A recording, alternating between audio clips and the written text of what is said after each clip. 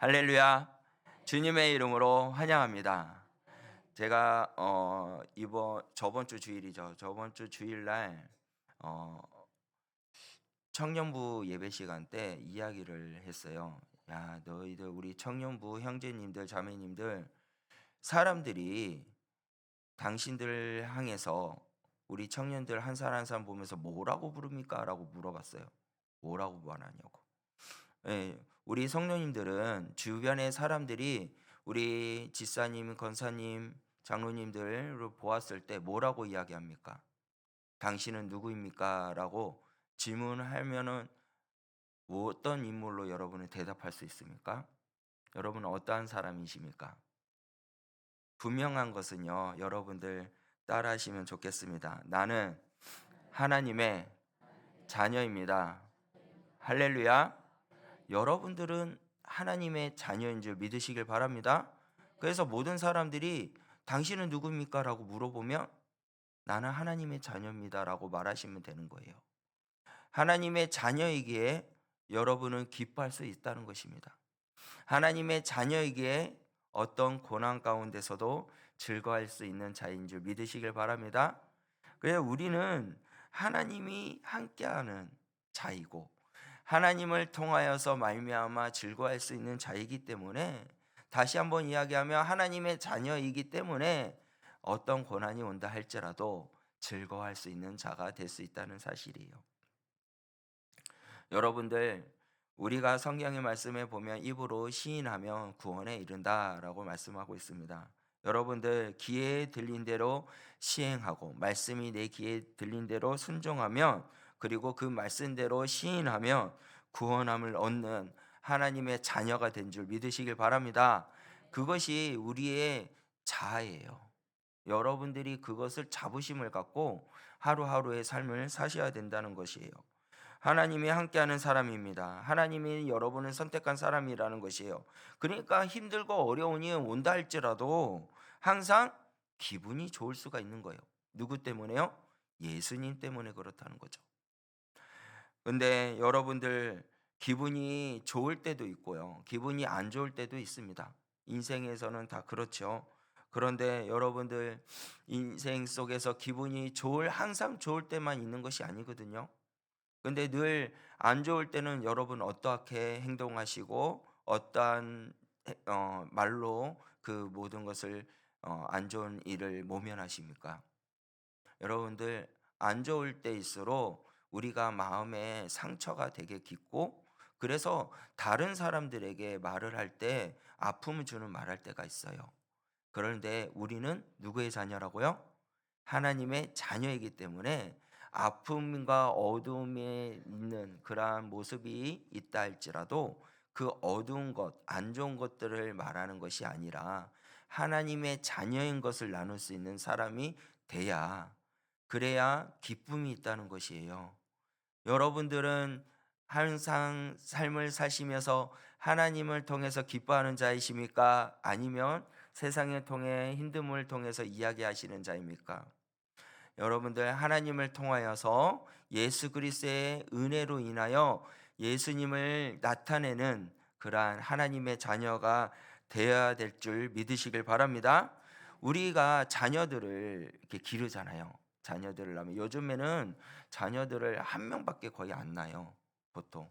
그래서 이 자녀들을 너무 귀하게 기르거든요. 그래서 이 자녀가 필요한 거 있으면은 그래 너가 뭐가 필요하냐 하면서 다 해줘요. 특히 이제 손자나 손녀가 할아버지한테 가면은 할머니한테 가면은 뭐 해달라 그러면 어떻게 해요? 그냥 다 들어주거든요. 그래 귀하게 키웁니다.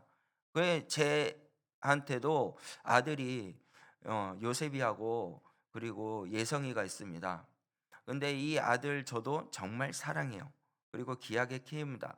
근데 요즘에 자식이 하나밖에 안 노니까 너무 과하게 이 아이를 가인 보호하는 분들이 너무나도 많이 있어요.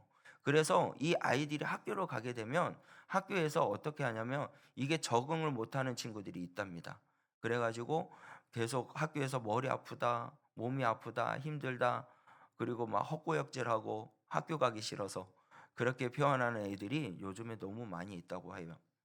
그렇게 가인보호하는 분들이 너무나도 많이 있어요. 그런데 그 자녀들이 그 학교에 적응하기 위해서 부모님들은 어떻게 해요? 계속 학교 보낸다는 거죠. 그것을 잘 견뎌낼 수 있도록. 그리고 너는 잘할 수 있다라고 늘 이야기하고 계속 학교로 보내서 학교 생활을 잘할 수 있도록, 애가 아프고 힘들다 하지만 계속 보내잖아요. 예, 뭐 또 제 자랑이 될 수도 있겠지만 제 아들 예성이가 학교를 부산을 다니거든요. 근데 처음부터 이 아이를 학교 기숙사에 내버려 두고 우리는 올 때 너 집에 올 때 네가 알아서 와 그랬어요. 혼자서 아무것도 가르쳐 주지도 않았는데 알아서 그냥 기차표만 끊어 주고 그리고 알아서 와. 근데 애가 알아서 왔어요. 그 중학교 1학년 애가. 왜 여러분들 못할 거라 생각하지 마세요. 이 아이들이 그 고난 가운데서도 헤쳐나가고 그것을 이겨나가고 해냅니다. 그래, 그래서 그걸로 통해서 아이가 뭐라 그런지 압니까? 즐거워하는 거예요. 내가 해냈어요. 제가 했어요. 그러는 거예요. 그런데 저번에도 이제 왔다가 집에 왔다가 이제 학교로 가는데 야, 너 학교 어떻게 가니? 하고 어떤 분이 물어봤대요.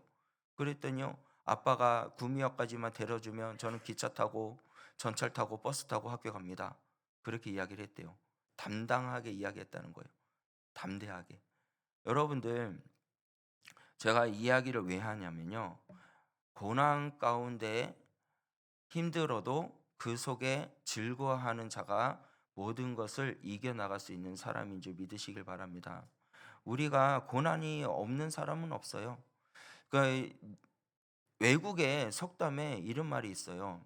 시냇물이 흘러갑니다.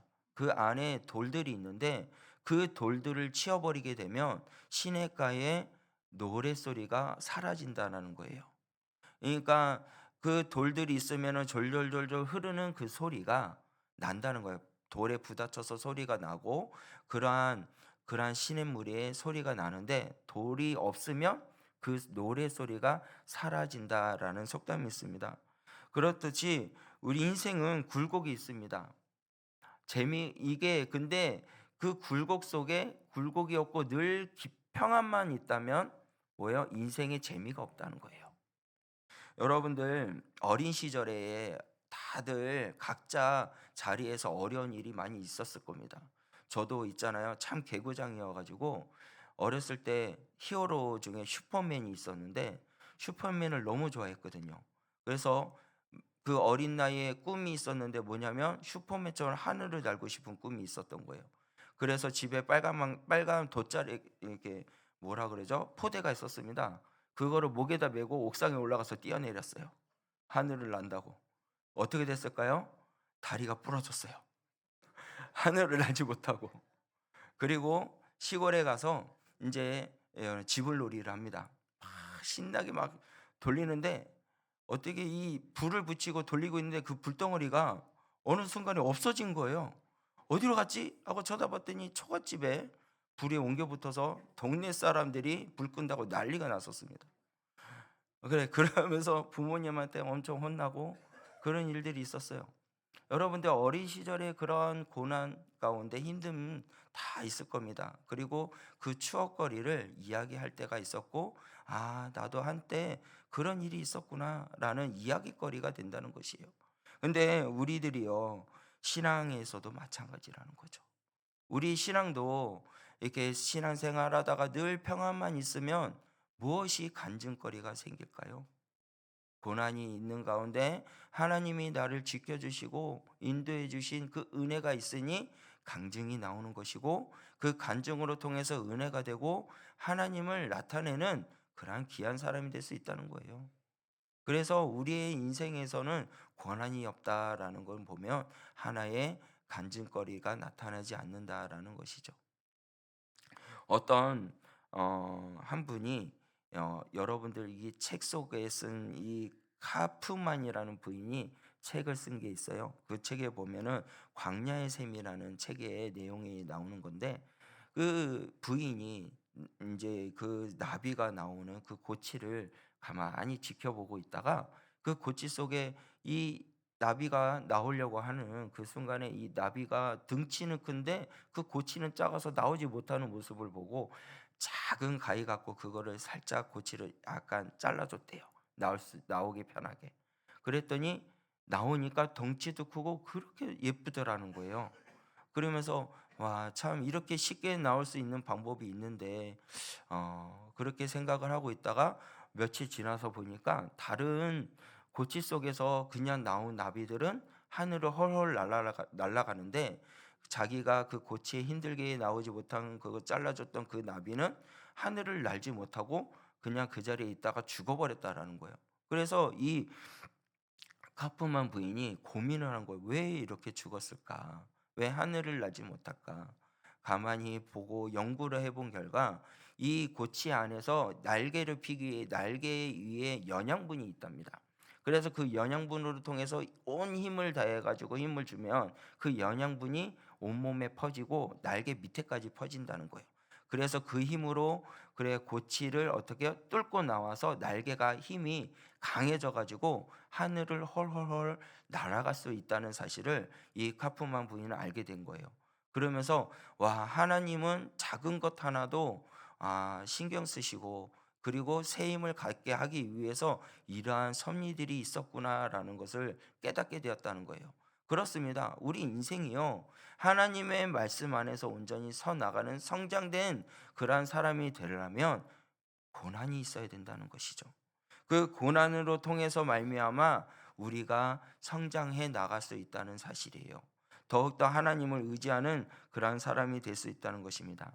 오늘 본문 말씀에서 나오는 이 성경에서 바로 그 이유에 대해서 고난 가운데 즐거워하는 자에 대해서 분명히 잘 설명해 주고 있는 말씀입니다. 오늘 제목이 여러분들 고난도 어떻게 하라고요? 즐거워하라라는 말씀으로 제가 전하고자 합니다. 근데요, 여러분들 생각할 수가 있고 이런 말 할 수도 있어요. 아니, 목사님, 고난을 어떻게 즐거워할 수 있습니까? 이 세상에 고난을 즐거워하는 사람이 어디에 있습니까? 라고 말할 수 있어요. 그런데요, 오늘 말씀을 들어보면요, 고난도 즐거워하는 사람은 과연 어떠한 사람인가에 대해서 말씀해 주고 있고 우리에게 메시지를 주고 있다는 사실입니다. 여러분, 고난을 당할 때 그 고난을 즐거워할 수 있는 그러한 주인공이 되는 우리 구미 성전교회 성도님이 되시길 바랍니다. 그래서 우리 말씀을 한번 보기를 원하는데요. 오늘 이 베드로 전서를 쓴 사람이 누구인가요? 베드로잖아요. 이 베드로는요, 예수님의 말씀과 그를 따르는 그런 수제자였어요. 그런데 그는 이거 베드로는 편지입니다. 편지를 썼어요. 그 시대에 정말 살기 힘들고 어려운 시대, 경제적으로 모든 것들이 잘 풀리지 않는 시대, 실업자들은 계속 증가하고 그리고 먹고 사는 것이 힘드는 그러한 사람들, 장사하는 분들도 장사도 안 되고 막 건축하는 일들도 잘 안 되고 그러한 어려운 시대. 그런데 성경에 나와 말씀은 이 어려움 가운데 베드로 전서가 쓰였다는 거죠. 그래서 그 상황을 절박한 그 상태, 고통스러운 그런 시대 가운데 우리에게 메시지를 주는 것은 뭐냐면 그 고통 가운데서도 즐거워하는 자가 되라고 메시지를 주고 있어요. 그때 당시에는요, 이 많은 기독교인들, 하나님을 예수님을 믿는 사람들을 핍박받았고요. 또한 그 죽임을 당할 때 어떠한 죽임을 당했냐면요, 막 말도 못한 그러한 죽임을 당했어요. 말로 표현하기 힘들 그런 고통 가운데 있었죠. 로마 지배 아래에서. 그래서 도끼로도 난도질 당하는 사람이 있고 또는 어떻게요? 수족이 잘리는 사람이 있었고 그리고 발이 묶여 가지고 사지가 찢겨지는 사람이 있고 화형당하는 사람이 있고 그러한 모든 사람들 죽은들 자들 가운데서 여러분들 이 수십 명 사람들이 죽고 수백 명 사람들이 죽어나가는 그 가운데 이거는 하루 이틀만이 끝난 게 아니라 몇 년이 계속해서 사람들이 죽어나갔어요. 예수님 믿는 사람들이. 그런데요, 그리스도인들의 그 신앙들은요, 굽히지 않고 계속 순교의 대회에 참여하였다는 거죠. 죽으려고 그 순교의 자리에 들어갔다는 거예요. 여러분들 이해가 되십니까? 죽음 가운데 들어간다는 것이 여러분들 생각해 보세요. 그게 말이 되냐라는 거죠. 그런데 여러분들 이같이 어려운 상황 가운데 순교의 자리에 들어갔던 모든 사람들에게 베드로가 말하고 있습니다. 뭐라고 말하고 있냐면 오늘 본문 말씀입니다. 베드로전서 1장 6절 말씀인데요. 자, 우리 다 같이 한번 읽어볼까요? 베드로전서 1장 6절 말씀. 자, 우리 다 같이 함께 읽겠습니다. 시작. 그러므로 너희가 이제 여러 가지 시험을 말미암아 잠깐 근심하게 되지 않을 수 없으나 오히려 크게 기뻐하는도다. 아멘. 여러분들 이 말씀에 보니까 너희는 이제 여러 가지 시험으로 인하여 잠깐 근심하게 되지 않을 수 없으나 오히려 크게 기뻐하는도다라고 말씀하고 있어요. 여러분들 이런 고난 아픔, 순교의 그 현장 속에서 기뻐할 수 있는 이유가 뭘까요? 정말 기뻐할 수 있는 이유는 뭐냐면 그 오늘 본문 말씀에 읽었던 것처럼 그 시험으로 말미암아 잠깐이라는 거예요. 잠깐 근심은 우리 이 세상에 사는 것은요, 여러분들 영원한 것이 아니에요. 잠깐입니다. 그 잠깐 그 근심한 것을 우리가 견디고 이겨나가는 자들에게는 크게 기뻐함이 있을 줄 믿으시길 바랍니다. 그것이 왜일까요? 바로 3절 말씀에 보면 나타나 있어요. 우리 3절 말씀을 다 같이 한번 보도록 원합니다. 다 같이 읽겠습니다. 시작. 우리 주 예수 그리스도의 아버지 하나님을 찬송하리로다. 그의 많은 긍휼대로 예수 그리스도를 죽은 자 가운데서 부활하게 하심으로 말미암아 우리를 거듭나게 하사 산 소망이 있게 하시며 아멘. 여러분들 3절 말씀에 보니까 이 수많은 순교의 자리, 그러한 고통의 자리, 아픔의 자리에서 그것을 우리가 기뻐할 수 있는 유일한 그 이유가 뭐냐면요, 3절 후반절 말씀에 보니까 예수 그리스도의 죽은 자 가운데서 부활하게 하심으로 말미암아 우리를 어떻게요? 거듭나게 한 산 소망이 있게 하시며 할렐루야. 우리가 산 소망이 있기에 기뻐한 줄 믿으시길 바랍니다. 그 고난을 우리가 이길 수 있고 그 고난 가운데 우리가 기뻐할 수 있는 이유가 뭐냐면요, 예수 그리스도가 우리를 위해서 죽으시고 그로 인하여서 부활하심으로 말미암아 우리가 거듭나게 된 그러한 은혜, 하나님이 주신 그 부활의 찬 소망을 우리에게 주셨기 때문에 우리가 그 고난 가운데도 이겨나갈 수 있다는 사실을, 그 고난도 즐거워할 수 있다는 사실을 믿으시길 바랍니다. 여러분들, 우리는 산소망이에요. 산소망이 있습니다. 할렐루야. 그 산소망으로 인해서 우리는 이겨나갈 수 있어요. 그래서 4절 말씀에 가서 보면 뭐라고 말합니까? 썩지 않고 더럽지 않고 새하지 아니하는 유업이 있게 하시나니 곧 너희를 위하여 하늘에 간직하신 것이라. 할렐루야. 이 세상에 있는 모든 것들을 통해서 더럽지 않고 새하지 않고 하나님의 나라의 유업을 받을 수 있는 하나님의 자녀가 된 줄 믿으시길 바랍니다. 산 소망을 갖고 삶을 살며 기뻐하는 자가 되시기를 주님의 이름으로 간절히 축원합니다. 여러분들, 그러한 구원의 기쁨이 우리에게 있다는 거예요. 여러분들, 이제 우리가 곧 있으면 부활주일이 다가옵니다. 이 부활주일, 예수님은 부활하신 줄 믿으시길 바랍니다. 예수님은 부활하셨습니다. 사셨네, 사셨네, 예수 다시 사셨네. 할렐루야. 예수님이 다시 사셨어요. 부활하셨어요. 여러분들, 예수님이 다시 살았다는 그 증거를 믿으시길 바랍니다. 예수님이 우리가 부활하지 않았다면 우리 믿는 사람들은요, 산 소망이 없는 거예요. 우리 믿는 기독교인들은 참 세상에 가장 불쌍한 사람이에요. 그러나 예수님은 부활하신 줄 믿으시길 바랍니다.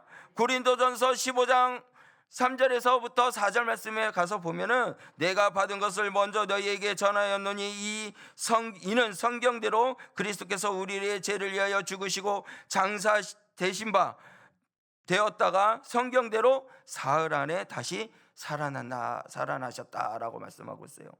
그와 같이 우리 예수님을 부활하셨습니다. 그로 인해서 우리에게 산 소망을 주실 줄 믿으시길 바랍니다. 그래서 여러분들 고통과 고난 가운데 기뻐할 수 있는 거예요. 저와 여러분들은 그 아픔 가운데서도 즐거워할 수 있는 사람이 될 수 있습니다. 여러분들 이것을 확신하십니까? 그 확신을 갖고 오늘 하루도 삶을 살아가는데 부족함이 없는 여러분들이 되시길 바랍니다. 왜요? 살아있는 소망의 예수님의 부활을 의지하기 때문이라는 거예요. 사도 바울은 우리에게 분명히 선포합니다. 우리 고린도전서 15장 58절 말씀인데요, 다 같이 읽겠습니다. 시작.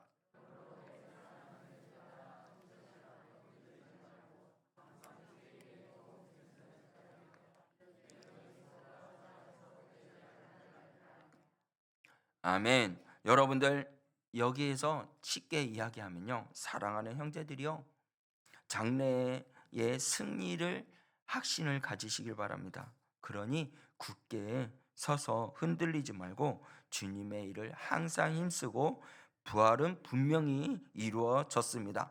그리고 주님을 위해 일하는 것이 결코 헛되지 않는다는 것을 기억하시길 바랍니다 라고 우리 세번역 성경책에 그렇게 나와 있습니다. 여러분들 주님을 의지하는 믿음의 사람이 되시길 바랍니다. 주를 통해서 항상 힘쓰고 나아갈 때 부활의 소망이 우리에게 넘쳐나고, 그 부활의 소망으로 인해서 우리가 하는 모든 일이 헛되지 않는 것이에요. 그것이 헛되지 않는 것을 꼭 기억하시고 부활의 산 소망을 갖고 삶을 살 수 있는 여러분이 되시길 바랍니다. 여러 가지 시험, 그러한 인생 고난 우리에게 삶 가운데 있습니다. 근데 그것을 두려워하지 마시길 바랍니다. 오직 여러분들에게 소망이 있습니다. 살아있는 소망이 있습니다. 산 소망과 부활의 소망이 있습니다. 예수님이 저와 여러분과 함께 하신다, 우리를 도와주신다, 우리를 지켜주신다는 사실을 믿으시길 바랍니다. 여러분들이 이해하기 쉽게 한번 이야기를 해볼게요. 여러분들 이사할 때 요즘은 참 이사하는 거는 포장 이사하기 때문에 쉽게 이사를 해요. 근데 과거에 이사할 때는 그러한 포장 이사라는 게 없었거든요. 왜? 제가 어렸을 때 이사만요 13번을 다녔어요.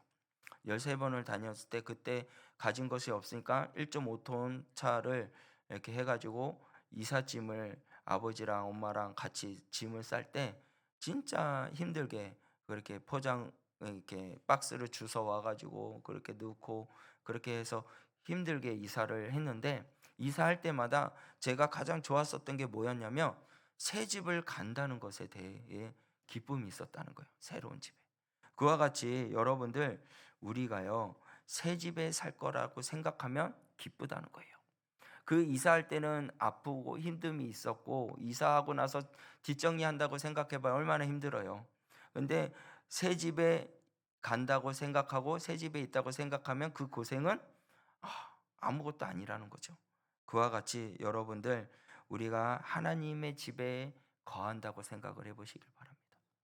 하나님의 집에 거한다고 생각해 보세요. 그러면 이 땅에 있는 고난은 아무것도 아니라는 것이에요. 그렇지, 여러분들 기뻐하는 이유가 바로 이것에 있다는 겁니다.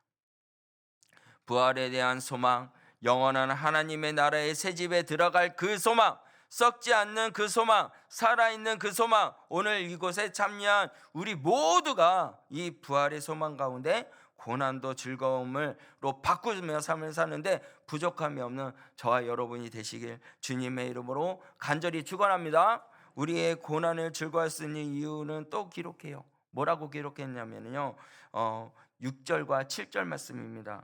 우리 6절과 7절 말씀을 다 같이 읽겠습니다. 시작. 그러므로 너희가 이제 여러 가지 시험으로 말미암아 잠깐 근심하게 되지 않을 수 없으나 오히려 크게 기뻐하는도다. 너희의 말을 확실함을 금보다 더 귀하여 예수 그리스도께서 나타나실 때에 칭찬과 영광과 존귀를 얻게 하려 하심이라. 아멘. 여러분들 우리는 잠깐 근심하다가 이제 여러분들 이 세상에 썩어져 없을 것, 그것을 통해서 힘들어하지 마세요. 우리 말씀 속에 보면요, 우리의 인생은 뭐와 같다 그러죠? 안개와 같다 그러잖아요. 그러한 인생, 그냥 화살과 같다고 표현을 합니다. 오늘 본문 말씀에 세상의 유한성을 있는 것을 의지하지 말고 하늘에 있는 영원한 것을 바라보며 사는 믿음의 소유자가 되시길 바랍니다. 이 세상의 것은 다 썩어지고 없어질 것이에요. 그것으로 통해서 기쁨을 찾으려고 하지 마세요. 영원한 저 천국, 영원한 기쁨이 있는, 슬픔이 없고 기쁨이 있는 그곳을 바라보시길 바랍니다. 세상에 바라보면은 슬픔이 가득하지만 예수 그리스도를 바라보고 예수님과 함께하며 저 천국을 바라보았을 때 참된 기쁨이 있다는 사실을 꼭 기억하시고 위의 것을 바라보는 믿음의 소유자가 되시길 바랍니다. 그렇게 됐을 때 우리는 기뻐할 수 있어요. 우리 기독교인들은 얼마나 고통스러운 삶을 살게 될까? 이것을 보면서 아파하지 마세요. 우리 대한민국이 어떻게 된다 할지라도 하나님의 손에 달려있는 줄 믿으시길 바랍니다. 하나님께서 모든 것을 역사하셔요. 하나님은 역사의 하나님이십니다. 역사의 예수님이에요. 그렇기 때문에 이 세상의 흐름을 우리가 걱정하고 외통하고 그렇게 하지 마세요. 우린 걱정할 수는 있어요. 그러나 중요한 것은 하나님께서 모든 것을 주관하신다는 사실을 믿으시길 바랍니다. 하나님의 손으로 모든 것을 움직이신 줄을 믿으시길 바랍니다. 이 대한민국이 하나님의 나라로 다시 거듭날 줄 믿으시길 바랍니다. 그에 우리는 그것을 통해서 고통받고 왜 이럽니까? 하나님 왜 이러한 아픔이 이런 민족이 이렇게 돼 가고 있습니까? 옛날 우리 60년대 70년대처럼 그 기도의 국가가 되고 기도하는 사람들이 일어나 하나님의 나라를 온전히 세워주시기를 바랍니다. 이러한 마음들이 간절하잖아요. 그런데 여러분들 우리는요 묵묵히 하나님이 주시는 그러한 소망을 바라보며 기도하는 자가 되시길 바랍니다. 역사하고 움직이신 분은 하나님이에요. 이재명도 하나님의 마음을 바꿔주실 줄 믿습니다. 하나님이 바꿔주실 거예요. 저는 그렇게 믿습니다. 대한민국을 하나님의 나라로 세워줄 거라 저는 확실히 믿습니다. 근데 그 순간에는 고난이 있겠죠. 아픔이 있겠죠. 힘듦이 있겠죠. 믿는 사람들이 예배를 드리지 못하는 시대도 올 수도 있습니다. 그런데도 여러분들 그 고난 가운데 슬퍼하지 말고 오늘 말씀처럼 고난 속에 즐거워할 수 있는 자, 고난도 즐거워할 수 있는 자가 되기 위해서 여러분들 하나님의 자녀인 것을 꼭 기억하시고 하나님의 말씀 가운데서 산 소망을 가지며 살 수 있는 저와 여러분들이 되시길 바랍니다. 이 고통을 이길 수 있는 원동력은 뭐예요? 영원한 소망, 산 소망을 가지고 있기 때문에 그렇다는 사실이에요. 그러니까 우리가 이길 수 있는 거예요. 고통은 잠깐이라고 여러분 생각하시길 바랍니다. 내가 지금 잠깐 이 고난을 받으면 영원한 그 하늘에 있는 소망이 우리에게 이루어질 줄, 펼쳐질 줄 믿으시길 바라요. 그래서 우리는 이 세상에 살아가면서 항상 평탄하고 좋은 일만 일어나면 얼마나 좋아요. 그러나 여러분들 실상은 그렇지 않잖아요. 예수를 믿으니까 부활의 능력이 있는 줄 믿습니다. 예수 그리스도의 부활이 우리에게 산소망을 준 줄 믿으시길 바랍니다. 이 세상을 지으시고 만드시고 그리고 이 나라를 가꾸어 가시는 분은 우리 하나님이세요. 그래서 베드로전서 1장 7절 말씀에 베드로가 뭐라고 말해요? 환경을 닥치고 힘들 때 이 환경을 이기기 위해서 이렇게 말을 하는 거예요. 너는 믿음의 시련이 불로 연단하여도 없어질 금보다 더 귀하다라 그런 거예요. 하나님께서는 우리를 어떻게 하냐면요, 금보다 더 귀하다고 여기신 줄 믿으시길 바랍니다.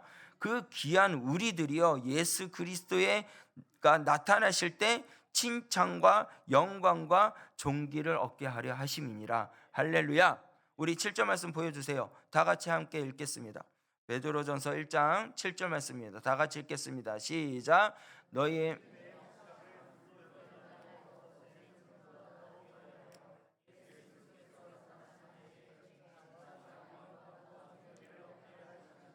할렐루야.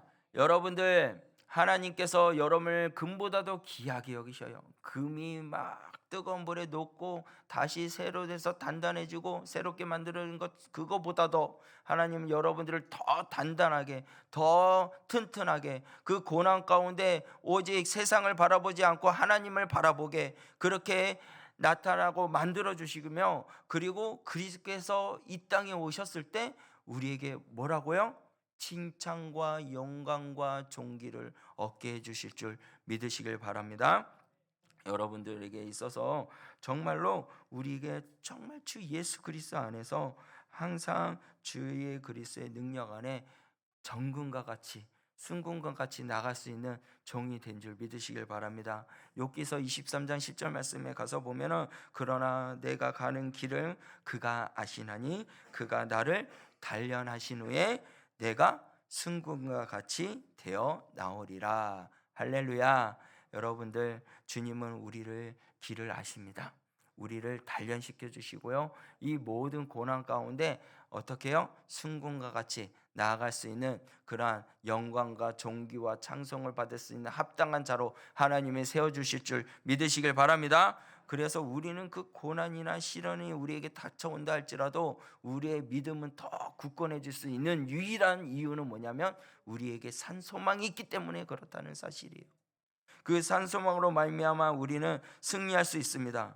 그래서 여러분들, 예레미야에서 3장 32절에서 33절 말씀에 보면은 뭐라고 하냐면, 저가 비록 근심하게 하시나 그 풍부한 자비대로 긍휼을 여기실 것임이라. 주께서 인생으로 고생하며 근심하게 하심을 본심이 아니시리로다라고 말씀하고 있어요. 그러니까 하나님께서는 우리에게 고난을 주는 건 하나님의 본심이 아니에요. 그러나 그 고난 가운데 우리를 어떻게 하냐면요, 힘나게 산 소망을 바라보며 삶을 살 수 있게 만들어 주시는 거예요. 우리 예레미야 29장 11절에서부터 13절 말씀을 함께 보도록 원합니다. 다 같이 읽겠습니다. 여호와의 말씀이니라. 너희를 항상 나의 생각을 내가 아나니 평안이요 재앙이 아니라 너희에게 미래와 희망을 주는 것이라. 너희가 내게 부르짖으며 내게 와서 기도하면 내가 너희들의 기도를 들을 것이요 너희가 온 마음으로 나를 구하면 나를 찾을 것이요 나를 만나니라. 할렐루야. 여러분들, 여호와께서, 우리 하나님께서 우리의 생각을 아신 줄 믿으시길 바랍니다. 우리에게 평안을 주셔요. 기쁨을 주시려고 하고 있습니다. 그 평안을, 재앙이 아니에요. 평안을 주시기 위해서 이 땅에 오셨고 우리에게 찬 소망을 주셨다는 사실이에요. 그래서 여러분들, 그 평안으로 통하여 장래의 소망을 주려 하게 하셨다라고 말씀하고 있어요. 그러니까 여러분들, 주님 앞에 나오시길 바랍니다. 주님 앞에 부르짖으시길 바랍니다. 주님 앞에 부르짖고 나아가면 주님께서 우리의 기도를 들어주시고, 너희가 진심으로 나를 찾고자 하면은 나를 어떻게 한다? 만나리라 라고 말씀하고 있어요. 여러분들, 주님을 만나는 기쁨이 오늘 이 시간 이후로 여러분 삶 가운데 넘쳐나기를 바랍니다. 예수님을 만남으로 통하여, 예수님의 그 부활하심을 믿음으로 통하여 여러분들 산소망을 가져 어떠한 고난과 힘듦이 온다 할지라도 여러분들 근심 속에 즐거워하고, 근심 속에 평화를 누리며, 근심 속에 찬양으로 하나님께 영광 올리며 살 수 있는 믿음의 소유자가 되시길 바랍니다. 고난 뒤에 영광을 바라볼 수 있는 믿음의 소유자가 되시길 바랍니다. 우리 자녀들을 볼 때, 자녀가 잘못된 길을 걸어갈 때 부모님들이 어떻게 해요? 어떻게 하십니까? 자녀들을 길이 잘못된 길로 가고 있을 때 어떻게 하셔요? 혼내잖아요. 그렇죠? 왜요? 올바른 길로 가게 하려고. 그렇지 않습니까? 왜 우리들은 하나님의 그 어떠한 뜻을 갖고 있는지 우리는 몰라요. 근데 하나님께서 우리에게 올바른 길로 인도하실 줄 믿으시길 바랍니다. 그 고난 가운데서도 하나님은 우리에게 재앙을 주려고 고난 주는 게 아니에요. 아픔을 주려고 재앙을 주는 게 아니에요. 하나님께서 평안을 주기 위해서 우리에게 고난을 주신 줄 믿으시길 바랍니다. 그 평안이 세상에서 누리는 평안이 아니라 하늘에서 누릴 수 있는 평안이라는 거예요. 하늘의 산소망, 저 천국을 바라보며 살 수 있는 그러한 믿음의 사람이 될 수 있도록 하나님께서 여러분들에게 고난을 준다는 사실입니다.